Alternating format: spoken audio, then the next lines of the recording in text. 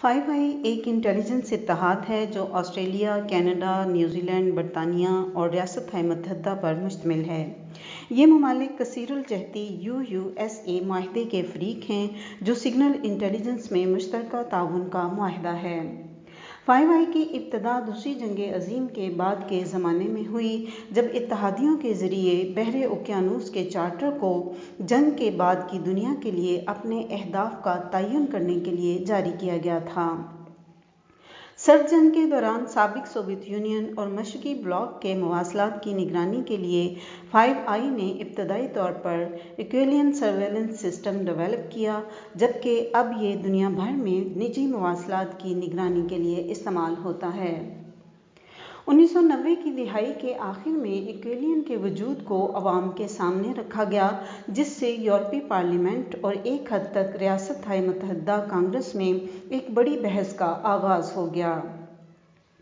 Five आई ने दहशतगर्दी के खिलाफ जंग के दौरान अपनी निगरानी की सलाहियतों में मज़ीद तोसी की, जिसमें वर्ल्ड वाइड वेब की निगरानी पर ज़्यादा जोर दिया गया। NSA के एडवर्ड स्नोडन ने फाइव आई को बतौर सुपर नेशनल इंटेलिजेंस ऑर्गेनाइजेशन करार दिया, जो अपने ही ममालिक के कवानीन को जवाब दे नहीं। स्नोडन की 2013 में पाए जाने वाली दस्तावेज़ात से इंकशाफ हुआ है कि शहरियों की निगरानी पर आयद पाबंदी और घरेलू ज़वाबित को रोकने के लिए फाइव आई एक दूसरे के शहरियों की जासूसी कर रही है और जमा करदा मालूमात को एक दूसरे के साथ शेयर कर रही है। इन तरीक़ों पर मुस्तकिल तनाज़े के बावजूद फाइव आई का रिश्ता तारीख़ के सबसे अज़ीमुश्शान जासूसी इत्तेहाद में से एक है। चूँकि प्रोसेस्ड इंटेलिजेंस मुतअद्दिद ज़राए से हासिल होती है, लिहाजा मुश्तरका इंटेलिजेंस सिग्नल्स इंटेलिजेंस तक ही महदूद नहीं होते। इसमें अक्सर दिफाई इंटेलिजेंस के साथ ह्यूमन इंटेलिजेंस और जियोस्पॉटल इंटेलिजेंस शामिल होता है। फाइव आई के इत्तेहाद की इब्तदा बहरे उकियानूस के चार्टर से मालूम की जा सकती है, जो अगस्त 1941 में जंग के बाद की दुनिया के लिए इत्तेहादियों के अहदाफ का तयन करने के लिए जारी किया गया था। 17 मई 1943 को बरतानवी शहरी मवासलत इंटेलिजेंस माहिदा यानी ब्रिटिश US कम्युनिकेशन एग्रीमेंट, जिसे भरोसा एग्रीमेंट भी कहा जाता है, उस पर बरतानिया, अमरीकी हुकूमत, अमरीकी जंगी महकमा, बरतानवी गवर्नमेंट कोर्ट और साइबर स्कूल के माबैन बाहमी ताउन के लिए दस्तखत हुए। 5 मार्च 1946 में खुफिया मुआहदे को सीक्रेट ट्रीटी UK-USA में बदल दिया गया और मुआहदे को एक बाज़ाब्ता शक्ल दी गई, जो आज तक NSA और GCHQ के माबैन सिग्नल इंटेलिजेंस ताउन की बुनियाद है। 1948 में इस मुआहदे में कनाडा को शामिल किया गया। उसके बाद नॉर्वे 1952 में, डेनमार्क 1954 में, मगरबी जर्मनी 1955 में, ऑस्ट्रेलिया 1956 में और 1956 ही में न्यूजीलैंड शामिल हुआ। इन ममालिक ने तीसरी पार्टियों की हैसियत से इस इत्तेहाद में हिस्सा लिया। 1955 तक बाकी फाइव आई के मुल्कों की बाज़ाब्ता हैसियत को बरतानिया USA माहदे के एक नए वियन में बाज़ाब्ता तौर पर तस्लीम किया गया और कहा गया कि इस वक्त सिर्फ कनाडा, ऑस्ट्रेलिया और न्यूजीलैंड को UK और USA के ताउन से दौलत मुश्तरका के ममालिक में शुमार किया जाएगा। फाइव आई इस्तिलाह की इब्तदा ऑस्केन्ज़विक्स यानी ऑस्ट्रेलिया, कनाडा, न्यूजीलैंड, UK और US से मुतल्लिक काबिल एतमाद अहलियत के लिए एक शॉर्ट हैंड की हैसियत है। सर्द जंग के दौरान GCHQ और NSA ने सोवियत यूनियन, अवामी जमहूरिया चीन और मुतअद्दिद मशरकी यूरोपीय ममालिक, जिनको एक्सपोर्टिक्स कहा जाता है, के बारे में इंटेलिजेंस शेयर की।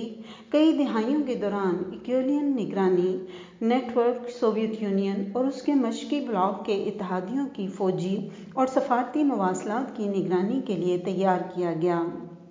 वियतनाम जंग के दौरान एशिया पैसिफिक के खित्ते में ऑस्ट्रेलवी और न्यूजीलैंड के ऑपरेटर्स ने बराह रास्त रियासत मुत्तहिदा की हिमायत के लिए काम किया, जबकि हांगकांग की उस वक्त की बरतानवी कॉलोनी में तैनात GCHQ ऑपरेटर्स को शुमाली वियतनाम के फ़िज़ाई दिफा के नेटवर्क की निगरानी का काम सौंपा गया था।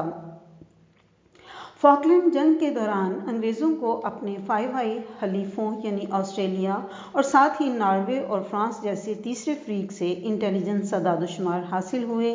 خلیجی جنگ کے بعد ASIS کے ایک ٹیکنیشین کو SIS نے کویت کے خلاف استعمال کیا۔ 1950 کی دہائی میں SIS اور CIA نے مشترکہ طور پر ایران کے وزیر اعظم محمد مسعود کی حکومت کا تختہ پلٹنے کا ارادہ کیا۔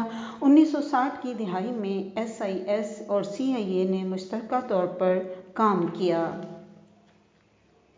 1999 کے تیان میر اسکوائر احتجاج کے دوران SIS اور CIA نے آپریشن یلو برڈ میں حصہ لیا۔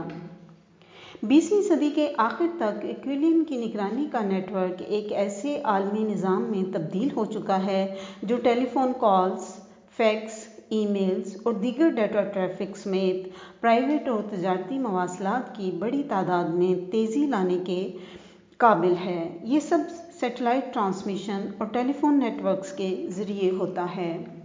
5i میں معلومات جمع کرنے کے دو طریقے ہیں: پرزم پروگرام اور upstream collection system. Prism program Google, Apple اور مائکروسافٹ جیسی ٹیکنالوجی فرموں سے صارف کی معلومات جمع کرتا ہے، جبکہ upstream system fibre cables اور بنیادی ڈھانچے کے ذریعے عام شہریوں کے مواصلات سے براہ راست معلومات اکٹھا کرتا ہے۔ اس پروگرام کا پہلا انکشاف 1972 میں عوام کے سامنے آیا جب NSA کے ایک سابق مواصلاتی تجزیہ کار نے امپارٹس میگزین کو اطلاع دی کہ NSA نے ایسی ٹیکنالوجی تیار کی ہے جو تمام سوویت کوڈ کو کچل سکتی ہے۔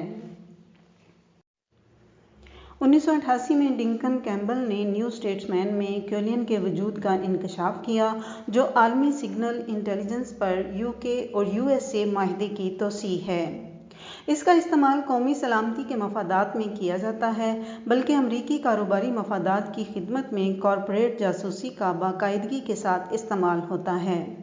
1996 میں نیوزی لینڈ کے صحافی نکی ہینگر نے سیکرٹ پاور نیوزی لینڈ کا کردار برائے بین الاقوامی جاسوسی نیٹ ورک کے نام سے ایک کتاب میں ایکویلین کی تفصیل فراہم کی ہے، جسے یورپی پارلیمنٹ نے 1998 کی ایک رپورٹ میں ایک تشخیصی نظریہ کے عنوان سے پیش کیا تھا۔ مارچ 2000 میں پارلیمنٹ نے 5i اور ایکویلین نگرانی نیٹ ورک کے بارے میں ایک قرارداد طلب کی، جو اگر منظور ہو جاتی تو ایکویلین کو مکمل طور پر ختم کرنے پر زور دیا جاتا۔ 3 ماہ بعد ایکویلین پر عارضی کمیٹی قائم کی گئی، جو ایکویلین نگرانی نیٹ ورک کی تحقیقات کے لیے یورپی پارلیمنٹ نے تشکیل دی تھی، تاہم بہت سارے یورپی سیاستدانوں کی وجہ سے یورپی کمیشن نے ان تحقیقات کو روک دیا۔ ریاستہائے متحدہ میں کانگریس اراکین پارلیمنٹ نے متنبہ کیا کہ ایکویلین کا نظام امریکی شہریوں کی نگرانی کے لیے استعمال کیا جاتا ہے۔ مئی 2001 میں امریکی حکومت نے ایکویلین کے ساتھ ہونے والی تمام ملاقاتیں منسوخ کر دیں۔ مئی 2001 میں ہی BBC کی ایک رپورٹ کے مطابق امریکی حکومت اب بھی یہ تسلیم کرنے سے انکار کرتی ہے کہ ایکویلین موجود ہے۔ عالمی تجارتی مرکز اور پینٹاگون پر 11 ستمبر کے حملوں کے بعد دہشت گردی کے خلاف عالمی جنگ کے ایک حصے کے طور پر 5i کی نگرانی کی صلاحیتوں میں بے پناہ اضافہ کیا گیا۔ عراق جنگ میں 5i کے ذریعے اقوام متحدہ کے ہتھیاروں کے انسپکٹر ہینس بگز نے انسپیکشن کی۔ UN secretary general Kofi Annan کے دفتر کو برٹش ایجنٹس نے گھیر لیا۔ NSA کے ایک میمو میں UN ڈیلیگیشن پر ڈرٹی ٹرکس کے تحت عراق کے خلاف طاقت کے استعمال کے حق میں ووٹ ڈالنے کے لیے دباؤ ڈالا گیا۔ SIS اور CIA نے مغربی ممالک میں لیبیا کے افراد کی جاسوسی کے لیے معمر قذافی کے ساتھ نگرانی کی شراکت کی۔ 2010 تک 5i انٹرنیٹ کے امریکی حکومت کے درجہ بند ویژن کو SIPR نیٹ تک بھی رسائی حاصل ہے۔ 2013 میں NSA کے سابق کنٹریکٹر ایڈورڈ کی جانب سے منظر عام پر آنے والی دستاویزات میں انکشاف کیا کہ 5i کے ذریعے مشترکہ طور پر چلائے جانے والے متعدد نگرانی کے پروگرام موجود ہیں۔ مارچ 2014 میں بین الاقوامی عدالت انصاف ICJ نے آسٹریلیا کو ایسٹ تیمور کی جاسوسی سے روکنے کا حکم دیا تھا۔ یہ پہلا موقع ہے جب 5i کے ممبر پر اس طرح کی پابندی لگی۔ 5i کا اتحاد دوسری جنگ عظیم کے بعد عمل میں آیا، جہاں بڑی طاقتیں انٹیلیجنس اکٹھا کرنے والے انفراسٹرکچر کے اخراجات کو باہم مشترکہ تعاون کے طور پر استعمال کرتے ہیں۔ حالیہ برسوں میں ایڈورڈ سنوڈن کی دستاویزات سے یہ ظاہر ہوا ہے کہ وہ جان بوجھ کر ایک دوسرے کے شہریوں کی جاسوسی کر کے معلومات شیئر کر رہے ہیں۔ سنوڈن کے انکشافات کی وجہ سے 5i اتحاد تنازعات کا نشانہ بن گیا ہے۔ 2013 کے آخر میں کینیڈا کے وفاقی جج رچرڈ موسلی نے بیرون ملک پارٹنر ایجنسیوں کو اپنی نگرانی کے آؤٹ سورس کرنے پر CSIS کو سخت سرزنش کی۔ 51 صفحات پر مشتمل عدالت کے فیصلے میں یہ دعویٰ کیا گیا کہ عدالتوں کو اندھیرے میں رکھتے ہوئے CSIS اور دیگر وفاقی ادارے عالمی سطح پر نگرانی کے سلسلے میں 5i اتحادیوں کو غیر قانونی طور پر شامل کر رہے ہیں۔ 2014 میں نیوزی لینڈ کے NZSIS اور GCSP سے نیوزی لینڈ کی پارلیمنٹ نے وضاحت مانگی تھی کہ کیا انہیں 5i اتحاد کے ممبروں کی طرف سے کوئی مالی تعاون حاصل ہوا ہے۔ 5i کی طرف سے کسی بھی مالی تعاون کے انکشاف کرنے سے انکار کر دیا گیا۔ 2014 کے شروع میں شہری آزادی، انصاف اور داخلہ امور سے متعلق یورپی پارلیمنٹ کی کمیٹی نے ایک رپورٹ جاری کی جس میں اس بات کی تصدیق کی گئی کہ نیوزی لینڈ اور کینیڈا کی انٹیلیجنس ایجنسیوں نے 5i پروگرام کے تحت NSA کے ساتھ تعاون کیا۔ 1956 میں 2 ممبروں کے اضافے کے بعد سے 5i Australia, New Zealand, Canada, برطانیہ اور ریاستہائے متحدہ پر مشتمل ہیں۔ 5 ممالک کے مابین 5i مخصوص آپریشنوں کے ساتھ ایک خاص معاہدہ ہے۔ سنوڈن کے مطابق NSA کے پاس فارن افیئرز ڈائریکٹوریٹ ہے جو بیرونی ممالک کے ساتھ شراکت کا ذمہ دار ہے۔ نیوز میگزین ایل آبس کے مطابق 2009 میں امریکہ نے فرانس کو 5i میں شامل ہونے کی تجویز دی۔